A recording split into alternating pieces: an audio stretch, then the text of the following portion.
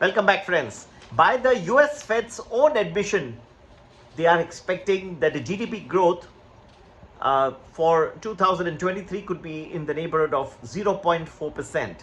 Now, first quarter itself has indicated a GDP growth of 2.5%. In fact, the Atlanta Fed has put the number at 3.2%. So, which means if the first quarter itself was 2.5%, that means that the US Fed is expecting a negative GDP in each of the 3 quarters of the remainder of this year, 2023.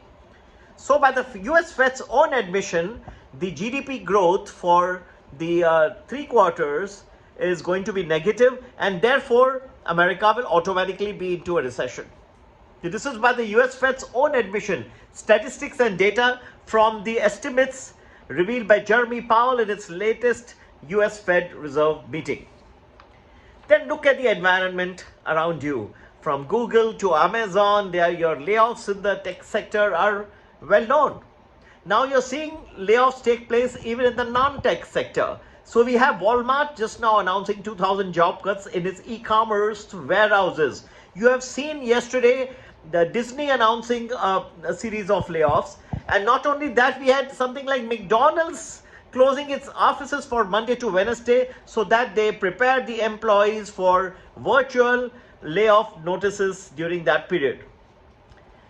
Across the board, McDonald's, you have somebody selling burgers and hamburgers, completely unrelated to any of the technology layoffs that you have seen so far. So the writing is very much on the wall. Look at Google. Apart from the good amount of layoffs, that 12,000 plus layoffs that it had announced in January, we have the CFO, Ruth Porat, now talking of multi-year employee service cuts. What are they talking of is cuts on everything from laptops and equipments to fitness classes to staples to tapes and even the frequency of laptop replacements. So therefore, they believe that every area that they can touch upon, they will touch on. What is the rationale behind all this? The rationale behind this is naturally the economic recession that Google is able to foresee. As you know, Google has played a very important role now in artificial intelligence and AI. And every company that is in the tech field worth its salt has now got some version of the ChatGPT. What does that help you? It is said that ChatGPT would be able to tell you what's coming next. It's artificial intelligence to see what's coming next and to guide you into the future. That's intelligence. But take it from me, go and ask ChatGPT how far do they expect the recession to last? What do they expect will be the bottom for the stocks, whether they will see it in 2023 or 24? And look at the answer that somebody like ChatGPT gives you. So you build, you are saying that you are a prominent player in the artificial intelligence area, but you do not have the intelligence to tell you that there is an economic recession around the corner, and you go on hiring people, you go on hiring employees, only to lay them off a few months down the road. What artificial intelligence is this? Friends, there have been so many areas when Google CFO was asked to elaborate, said that there is always a possibility that we may have baked too many muffins on a Monday morning, or that you find that many of our G buses, Google buses, are running with only one passenger. So that's a waste of resources. Or you could also have a situation where we have offered yoga classes on a Friday afternoon. Friday afternoon is normally a time when you find that many of the employees would prefer to work out of home. So what are these yoga classes on a Friday afternoon going to do? And how many people are going to do yoga on a Friday afternoon? Therefore, when most of the people are working from home. So according to Ruth Porat, these are the many redundancies which they are trying to take care of by the series of employee service cost reductions. If you are an employee in Google and have nothing much to do with the technology side or the technology development, and you do not have a laptop, then you'll be gladly given a Chromebook. Now, what is a Chromebook? A Chromebook is a laptop which has as its operating system the Chrome OS. It's the Google's operating system. Okay, so these are the different areas where things are being taken care of across the board.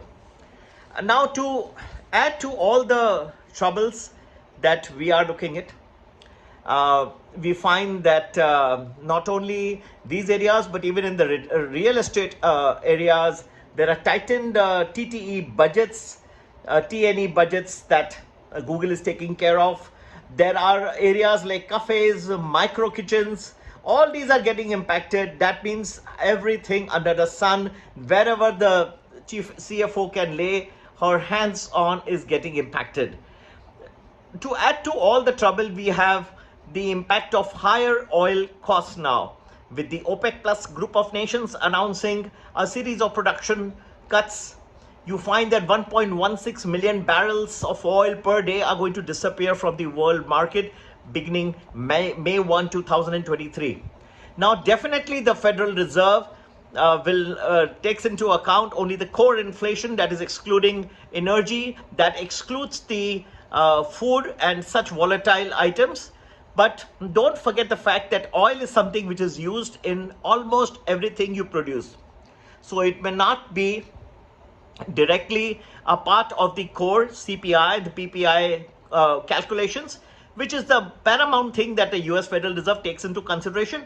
But it may be a very, very important part of the inflation that is going to seep into each and every item of production or consumption, and that is going to impact an average American consumer across the board, whichever way you may look at it. Okay. Now, another thing that may happen is that the banking crisis that we saw with the Silicon Valley Bank going belly up, the impact and the results of all this is going to take some time to percolate to the bottom line. So you have the jobs report coming out, but I don't think this is going to reflect the banking crisis in its entirety. In fact, it will take some more time to all this to start coming on the surface. And you have the US Federal Reserve meeting now coming up on May 4.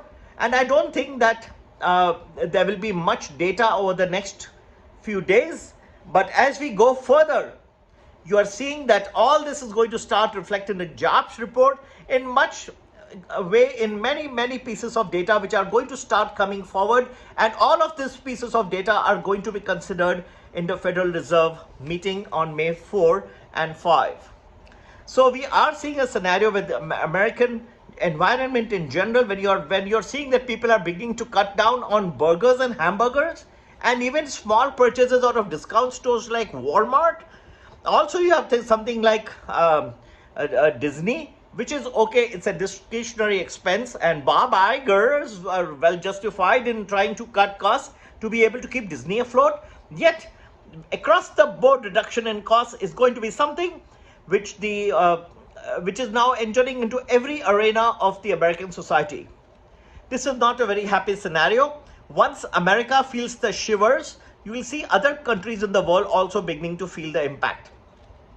You have the IT industry in many countries in India, which feed on the American manufacturing, on the American financial services, the BFSI space. All this can get very badly hammered if the US itself tips into a recession. So I think that these are people were very much fascinated with the rally that we saw in the second half of March 2023. However, this is something which is going to stall very soon, and I think the writing is on the wall. It's just a question of time before the new data is starting to reflect the banking crisis, and America global recession is there, but America is going to lead the way across into the global recession.